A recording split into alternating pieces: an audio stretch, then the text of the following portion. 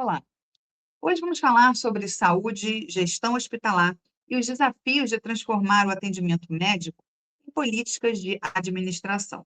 Nosso entrevistado é o médico Jair Rodrigues, profissional com uma longa trajetória na medicina que migrou do cuidado direto aos pacientes para a liderança na gestão de hospitais e sistemas de saúde. Ele é fundador da H2 Soluções em Saúde, presente em 9 estados brasileiros, responsável por mais de 2.400.000 atendimentos por ano, com uma rede de quase 4.000 médicos associados. São mais de 200.000 pacientes atendidos mensalmente em pronto-socorros, UTIs e enfermarias. Uma história de mudança, de visão e de compromisso com o atendimento. Doutor Jair Rodrigues, muito boa noite, muito obrigada pela participação aqui no BCTV. Seja muito bem-vindo. Boa noite, muito obrigado. Prazer falar com vocês. Bom, que mudança, né? Uma mudança, né, importante aí, né? De alguns pacientes, você passou a cuidar de milhares, né? Milhares de pacientes. O senhor é médico, né, de formação, e o que te fez, né, trocar o jaleco pela gestão hospitalar? Como é que foi esse processo? Olha, foi justamente essa questão de você conseguir expandir aquilo que a gente estava fazendo para poucos pacientes e a gente conseguir levar isso, ampliar o nosso cuidado, né? Então, essa mesma frase que você colocou de sair de cuidar de 10 pacientes dentro de uma UTI, a gente viu que a gestão era o único caminho que a gente conseguiria potencializar todo esse cuidado. E assim a gente fez e seguiu esse rumo dentro da gestão hospitalar hoje. E como é que foi essa transição, assim, para você, particularmente? Na verdade, assim, eu acho que eu tinha, desde a faculdade, eu já tinha um pouco desse bias, desse viés em mais para gestão. Então, não foi algo de uma vez. Então, da mesma forma que durante a faculdade a gente torna-se médico, né? A gente não entra na faculdade e, nossa, já sou um estudante de medicina, você vai se tornando com aquele processo. Assim foi minha migração para o caminho da gestão. Então, eu já tinha esse viés de querer ir trilhar esse caminho e aí foi acontecendo as coisas, então foi uma decisão, ela foi bem sedimentada, eu tinha alguns objetivos em curto, médio e longo prazo, então eu não senti tanto aquele baque, digamos assim, nossa, hoje eu sou médico, amanhã eu sou gestor, então foi algo gradativo e muito pontual, então a gente foi muito consciente nessa transição, foi muito interessante. Legal. O senhor disse em entrevistas que o maior gargalo da saúde crítica não é a falta de médico, é a falta de sistema.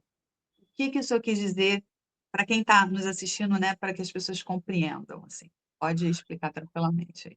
Claro. Hoje, quando a gente começa a olhar, né, toda essa demografia médica, principalmente essa nova demografia, a gente vê que não está faltando profissional.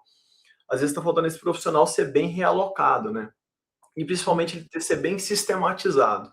Então, a grande parte desse tempo que esse profissional poderia estar dedicando aos pacientes, poderia estar dedicando ali ao cuidado, ele está muito mais envolvido em estruturar o sistema, com uma burocracia muito grande. Então, a gente acaba pegando um profissional que tem um valor hora muito caro ali, e boa parte desse tempo dele está dedicado a reorganizar todo um sistema. Então, a partir do momento que a gente padroniza algumas coisas pré-atendimento dele, a gente consegue ser mais eficiente. Então, a gente consegue otimizar muito o tempo desse nosso profissional. Tá, na prática. Dá um Na, exemplo na prática, assim. O que claro, muda, assim? o que muda é o seguinte: quando um profissional está dentro de uma operação, de um equipamento, onde, por muitas das vezes, a gente tem que pensar no Brasil como um país continental, né? Então, a dificuldade que a gente tem no interior de São Paulo hoje, ou na capital aqui em São Paulo, é diferente de uma dificuldade que a gente tem no norte, no nordeste, no centro-oeste. Então, a partir do momento que eu estou dentro de um equipamento, de um hospital, que muitas das vezes nem sistema ele tem, nem informação eu consigo extrair desse paciente, eu começo a perder muito tempo, eu tenho um retrabalho muito grande com esse paciente, e isso acarreta o quê? Essa falsa sensação que está faltando médico, mas na verdade é toda uma estrutura, e aí estoura no profissional, entende? Então, assim, a partir do momento que o Uhum. paciente chega no hospital, exemplo, onde tipo assim, o hospital não tem nenhuma comunicação linear ali, eu não tenho uma jornada traçada desse paciente. Quando ele chega para o médico, ele já passou por vários pontos com vários pontos de contato, com vários profissionais, ele já está, digamos assim, muito mais estressado. Então, o médico é onde estoura, né? O médico é aquele cara que está na liderança ali daquele plantão, na liderança daquele atendimento. Então, a partir do momento que eu não tenho muito sistema formado para ele atuar, dá essa falsa sensação que, nossa, está faltando um profissional, coloca mais um médico aqui durante o dia, e não é. Às vezes a gente está faltando só otimizar essa jornada desse paciente até ele chegar ao médico, e eu evitar muito retrabalho que eu vou ter com esse paciente naquele momento do atendimento. Doutor Jair, eu estou aqui, né? O senhor está falando e eu estou aqui pensando. Meu pai recentemente, né, esteve internado numa UTI, foi muito bem atendido no hospital aqui no Rio de Janeiro. E é isso mesmo, né, que o senhor está falando. É, ele realmente, né, tem a sorte de poder estar num bom hospital, e é exatamente isso. Quer dizer, estava tudo ali, o médico chegava, o outro saía do plantão, mas aí o que chegava tinha acesso aos exames anteriores, ao PCR, né, enfim, todos Claro. os Uhum. índices, né? Eu virei eu sou formada no Grey's Anatomy University. Muito bom, é aquele ditado, né? De médico, todo mundo tem um pouco, né? É, E, aí meu pai falava, peraí que a minha filha ela é formada no Grey's Anatomy Academy, ela está chegando aí para participar da junta médica. Eu ficava brincando, né? Eu perguntava quanto é que está o PCR hoje, não sei o quê. claro, E aí, assim, não, mas aí falando sério, é muito interessante, né, isso que o senhor está falando, porque realmente isso dá uma tranquilidade, né? O meu pai estava na UTI, né? E ele mesmo dizia, não, eu não quero que ninguém durma, não precisa, né? E a gente realmente ficava tranquilo, porque a gente sabia, não tinha, né? Era uma coisa desconfortável. Ele falava, para quê? Eu estou aqui cercado de bons profissionais que têm acesso a tudo que está acontecendo, quanto estava a insulina ontem, quanto estava não sei o quê, né? Enfim, ele teve diverticulite. Então, assim, foi uma situação muito, muito repentina, ele nunca teve um problema de saúde, então a gente ficou muito assustado, e isso fez muita diferença, exatamente, essa coisa linear, né, do atendimento, de você saber que a informação ali está passando, né, de um para o outro, né, faz muita diferença, né? com certeza. Imagina assim, né? O exemplo que você colocou, o PCR, que é um exame que a gente usa para acompanhamento do paciente dentro da UTI, né? Agora imagine se todo dia o médico chegasse para você, não, mas o PCR, e ele ficasse aquele tempo todo procurando achar o número do PCR que foi feito 1, 2, 3 dias atrás, se está ascendendo, se está decaindo, e aí pensa a insegurança que ele passaria para você, entende? Fala, nossa, mas, poxa, peraí, esse médico, ele poderia ser um médico genial, entende? Sim, Ele pode ser um cara genial, mas ele vai sim, perder sim, tanto tempo buscando as informações que poderiam estar ali de fácil, muito fácil acesso, e quando você vai conversar com o médico, ele te faz essas perguntas, te passa uma insegurança, mesmo que tecnicamente esse cara seja um cara extremamente fora da curva, né? aham. É muito nesse sentido. Exatamente. E aí, realmente, eu ficava muito tranquila, porque era exatamente isso aí. Você percebe que tem ali uma continuidade do atendimento e isso tranquiliza, né, o paciente, a família, enfim, e acho que os próprios médicos, né. Com certeza. Agora, doutor Jair, 39% da receita dos hospitais vai para a folha de pagamento. Como é que é possível equilibrar as contas sem prejudicar o atendimento ao paciente? Olha, assim, dentro desse mercado, né, de saúde, quando a gente está falando de serviços hospitalares, de fato, o grande custo ali é folha, né? Seja ela folha de equipe e folha médica. A gente acredita muito que cortar a gente não é a solução, tá? Isso é uma coisa que a gente traz muito conosco. O que a gente acredita é que tem gente, mas essas pessoas às vezes estão mal alocadas, né? Então, a gente precisa o quê? De certa forma, padronizar essas pessoas, identificando ali os gaps, onde elas podem atuar de forma mais eficiente. Isso a gente consegue fazer essa alocação dessas pessoas com escala inteligente, né? Pensando nesse business de people, né? De pessoas. A gente consegue colocar aqui hoje muita inteligência artificial para apoiar a decisão dessa pessoa e evitar retrabalho, né? Então, o que a gente tem que fazer aqui, basicamente? Eu uso tecnologia, em certo ponto, para alocar essa pessoa de uma forma mais eficiente. Coloco hoje inteligência artificial para apoiar a decisão, reduzindo o retrabalho, e eu consigo padronizar isso, fazendo o quê? Onde eu tenho um trabalho repetitivo, eu tiro o meu profissional caro para fazer isso, entende? Eu consigo ter mais tempo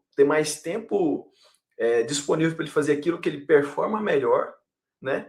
E ao mesmo tempo, eu coloco o quê? Eu falo, cara, eu não preciso fazer redução de folha. Eu preciso que o especialista, que eu estou ali tendo um custo alto, ele realmente gaste o tempo dele fazendo aquilo que ele performa melhor. E eu estou falando de forma ambidestra, estou falando tanto do médico que está ali na ponta, mas também todo o time que está junto com ele. Entende? Então, eu acho que é isso. A gente precisa realocar melhor esses profissionais e seguir muito esse tripé: escala inteligente, inteligência artificial para apoiar a decisão, evitar retrabalho, e todo esse trabalho repetitivo eu conseguir padronizar para eu ter mais tempo livre ali para o meu profissional com maior custo e valor agregado. Agora, o senhor defende que cortar gente não é a solução, né? Então, qual é o caminho para fazer mais com o mesmo time? Eu acho que é justamente isso. A gente tem que aproveitar hoje o que a tecnologia nos traz, né?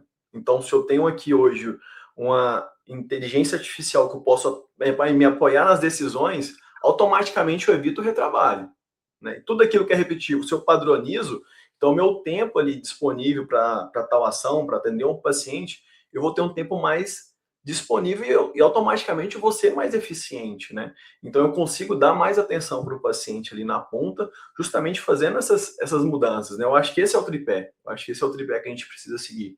Então, um formato de escala cada vez mais inteligente para otimizar horas, né? A gente sabe que algumas coisas é muito difícil migrar por uma série de regras, mas a gente conseguiu otimizar isso de uma forma ideal, com curva de calor, pico de atendimento.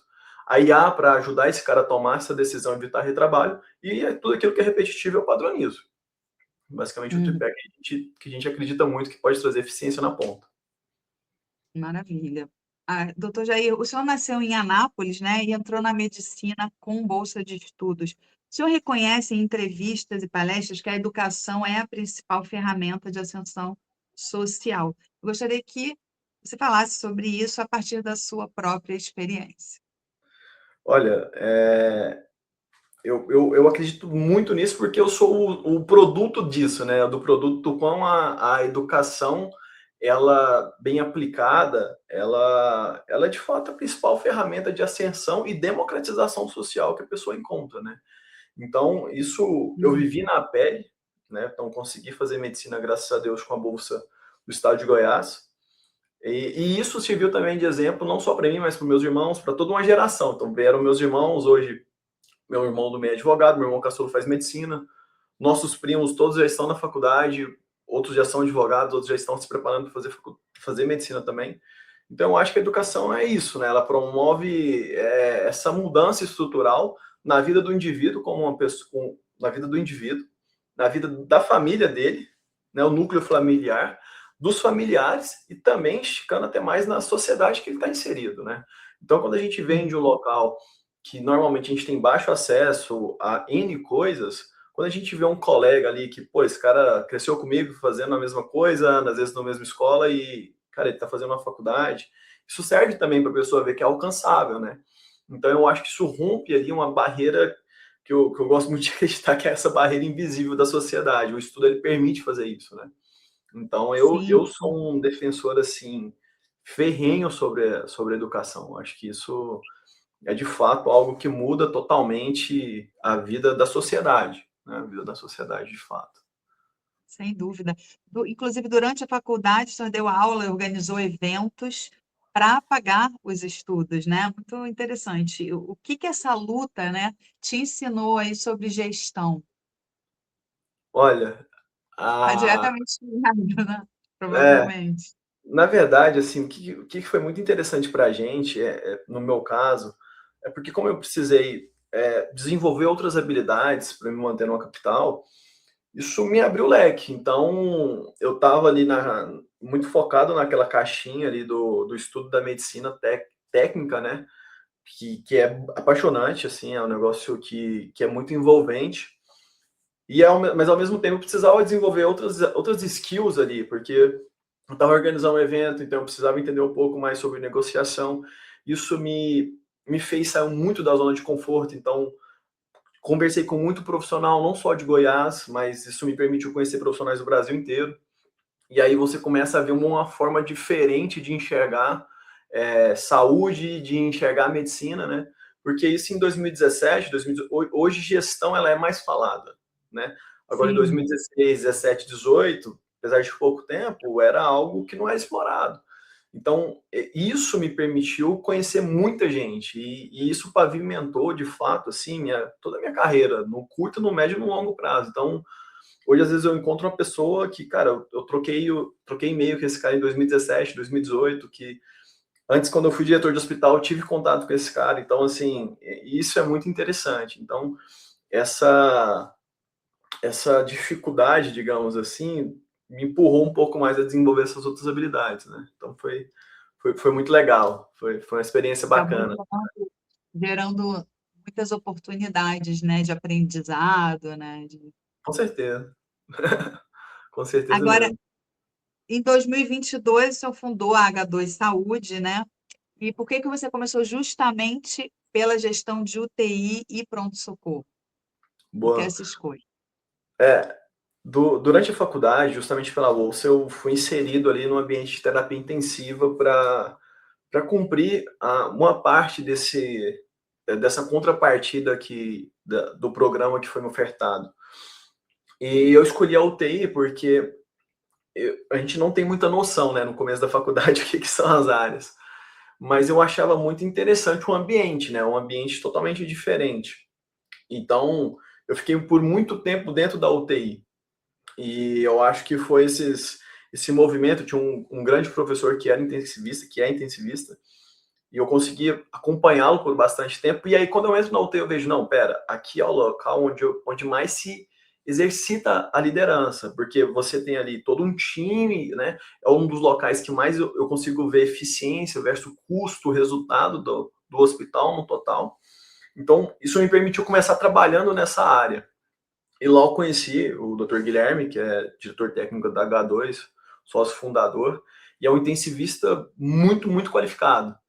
Então a gente somou um pouco do que que eu tinha um pouco de visão e entendimento ali sobre um pouco de gestão, de vendas, como a gente produtizar, e associei a uma pessoa que tem um conhecimento técnico fantástico, um excelente médico, que a gente produtiza o nosso primeiro serviço ali. E esse é o ponto de partida, é o nosso core, hoje é o que a gente mais faz, é o TI pronto atendimento. Depois a gente Uhum. começa a profissionalizar o que a gente fazia dentro de UTI, e fala, cara, a gente precisa atacar a linha de cuidado. A linha de cuidado é o quê? É toda basicamente aquela jornada do paciente. Então, se o paciente chega hoje no pronto atendimento, numa porta, né, no pronto-socorro, depende do lugar que você está, ele vai ser atendido por um médico. Ele tem alguns caminhos. Primeiro, ele tem alta, vai ser medicado, vai alta. Segundo, ele pode ser internado.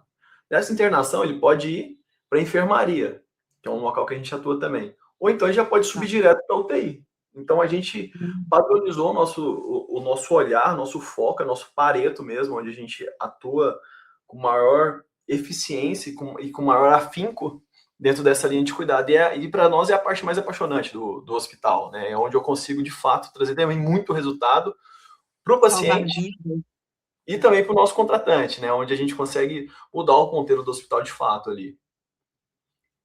Bom, essa vivência em UTI, eu imagino que o senhor tenha vivenciado, né, muitos momentos marcantes, assim.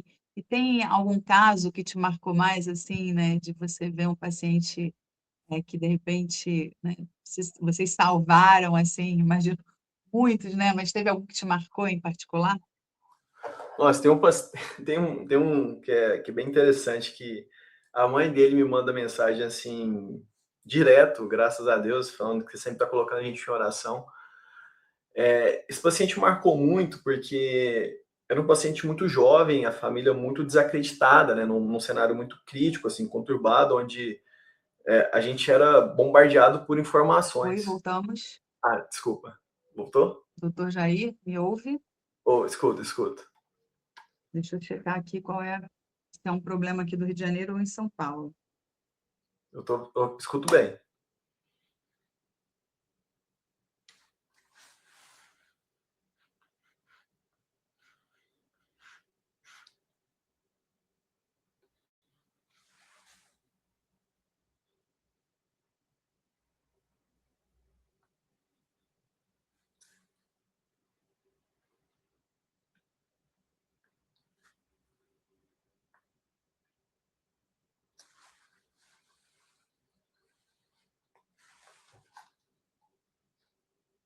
Olá, voltamos. Voltou? Pequeno problema, não sei onde foi o problema, se foi São Paulo ou Rio, mas estamos de volta.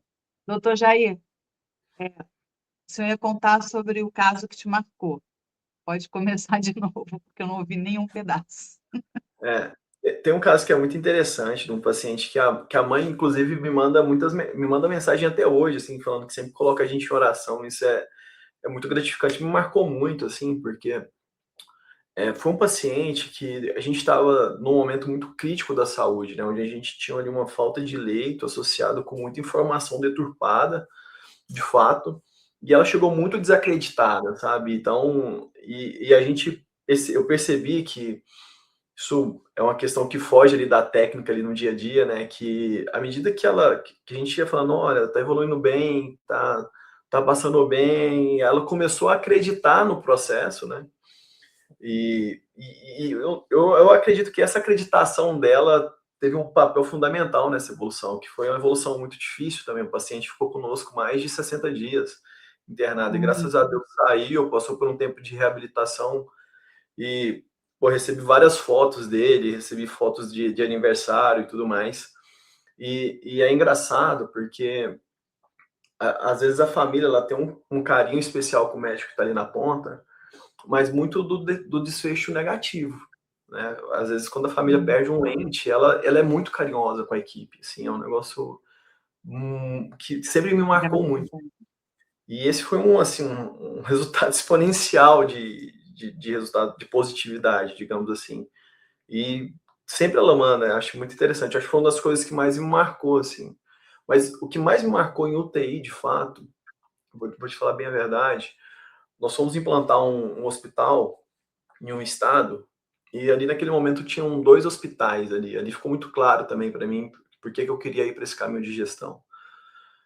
2 hospitais basicamente do mesmo perfil, do mesmo custo, você entrava no hospital e percebia que ele era bem gerido ali. Aquela unidade, ela estava bem padronizada, você entrava na UTI, não era aquele barulho, aquele ambiente tão ruidoso de fato ali, sabe quando você percebe a organização?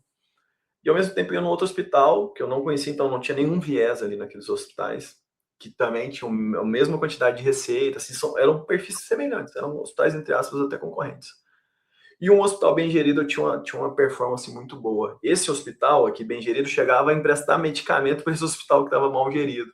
Então eu vi ali e falei, cara, aqui se eu conseguir ir para esse caminho e ter essa eficiência aqui na ponta, nossa, eu acho que eu consigo levar muita saúde de qualidade para as pessoas. Isso me chocou muito, assim, sabe? Foi bem no meu começo da minha carreira. Falei, nossa, isso de fato a gestão eu consigo levar na ponta ali coisa muito boa para o paciente, sabe? Que às vezes você está na gestão você não percebe, né? Mas Ah, ali ficou muito nítido para mim, né? Algo assim palpável, né? Um indicador palpável no momento que reforço.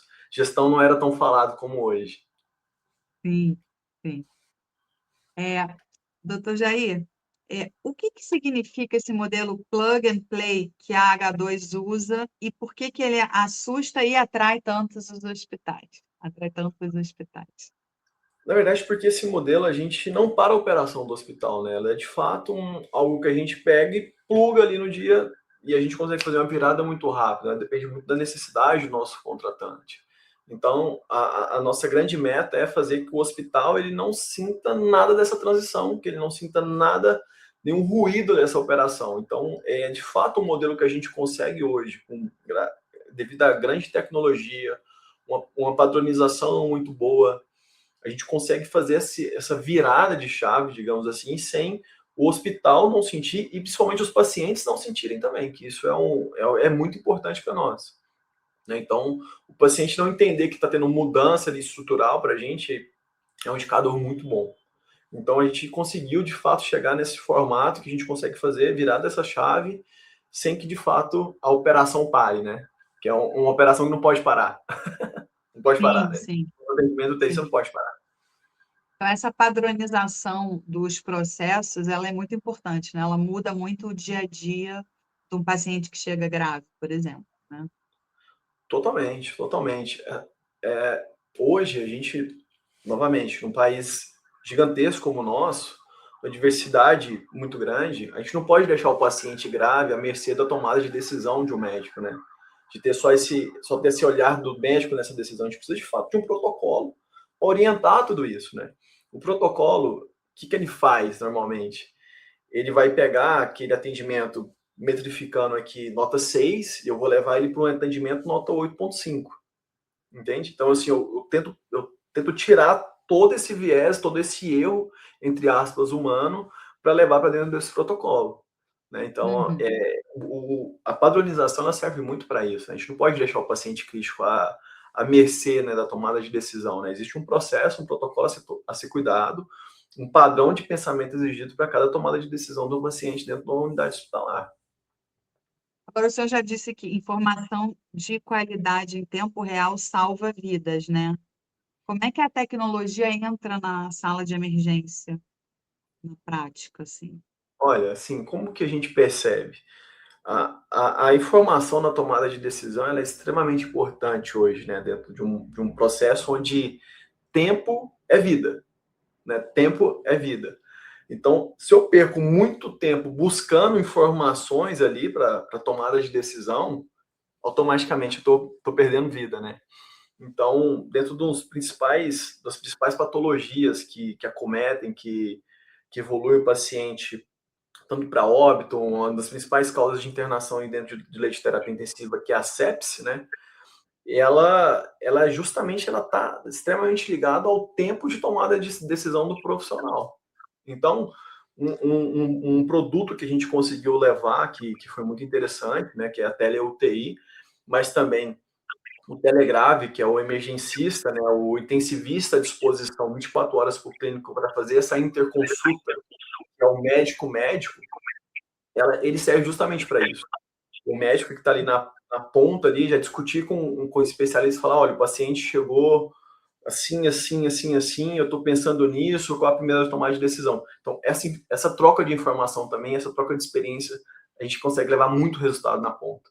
Então, a gente consegue hoje ver isso, metrificar o quão, às vezes, um exame muda a tomada de decisão desse paciente, e aí ele chega na UTI, lembrando da linha de cuidado, né, ele chega na UTI numa condição clínica muito melhor. Você chega numa condição clínica melhor, primeiro ponto, eu diminuo a taxa de mortalidade, certo? Segundo ponto, esse paciente ele custa menos. E terceiro ponto, a recuperação dele é melhor.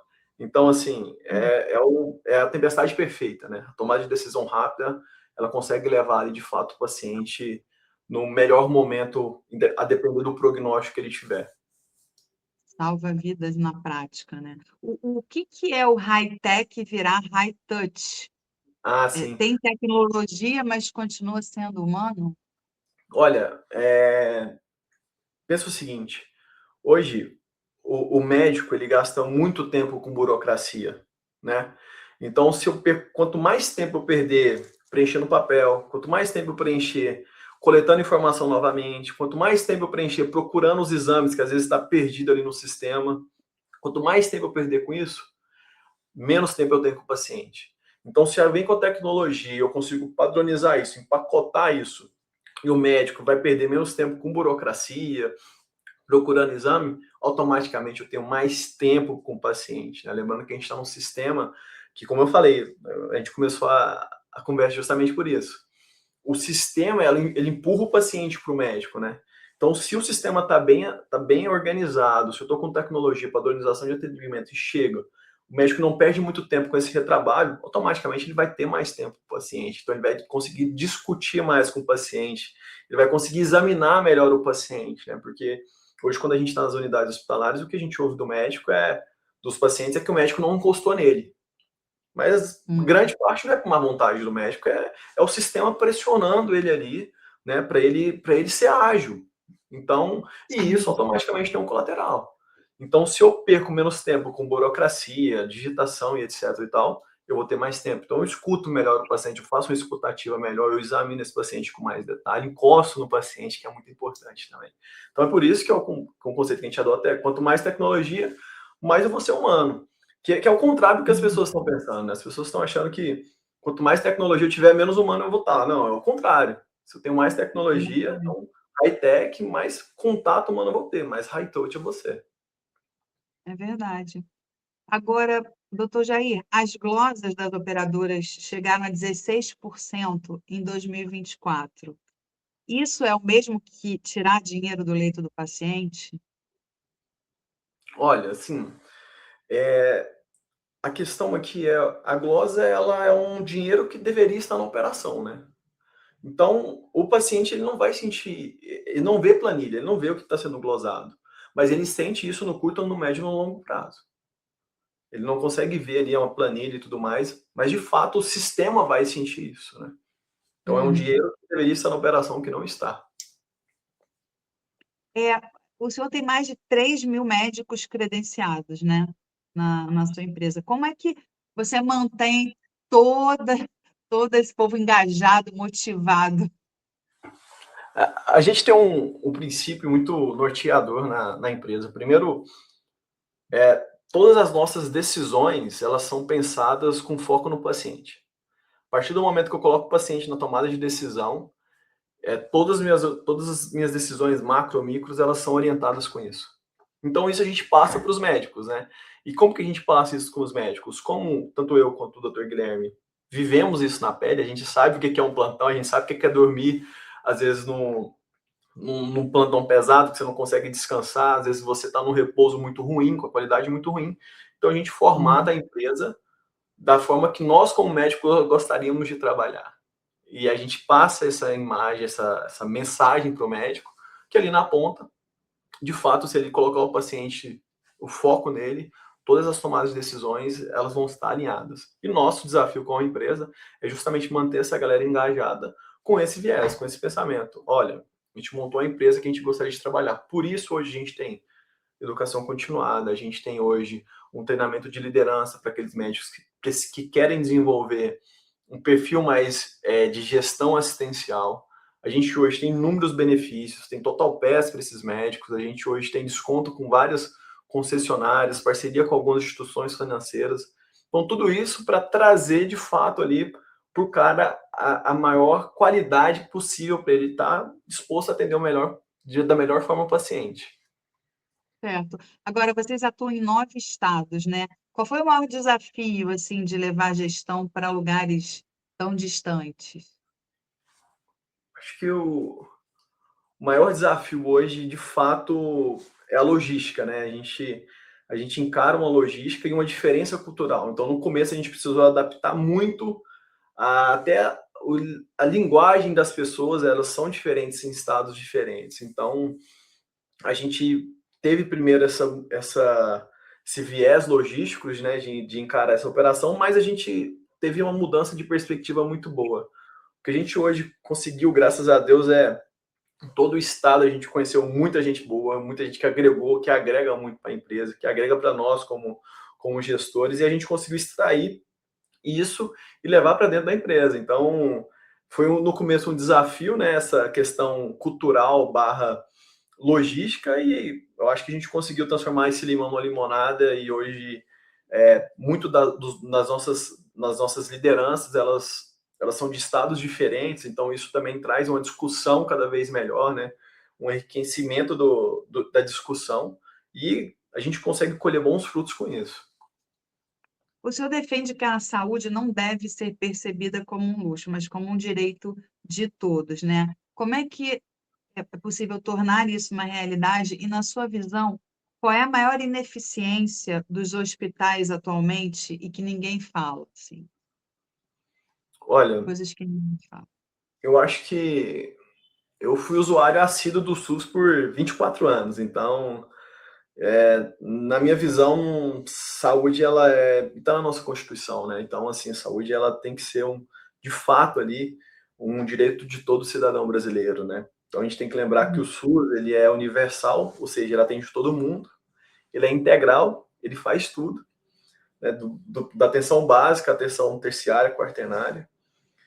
Então, na minha visão, assim, é inconcebível ter alguma pessoa no nosso país que ela não vai ter o acesso, né? Então, ela ter essa visão que a gente tinha de, nossa, saúde é algo para uma elite, né? Para um determinado grupo, a nossa ideia, ela totalmente tem que ser desfragmentada. Então, ela de fato é um direito para todo mundo. O que eu Doutor acho, Jair, Ah, perdão. Pode falar, pode terminar. É muito isso, assim, esse é o nosso desafio, né? A gente tem que, de fato, levar saúde de qualidade para essas pessoas. Então, a nossa visão é totalmente contra a saúde ser um privilégio, né? Ela tem que ser, de fato, um direito ali de todo cidadão. Tá certo. Olha, eu quero agradecer demais pela sua participação aqui no BCTV, doutor Jair Rodrigues. Muito, muito obrigada. Obrigado, eu. Boa noite. Boa noite, até uma próxima.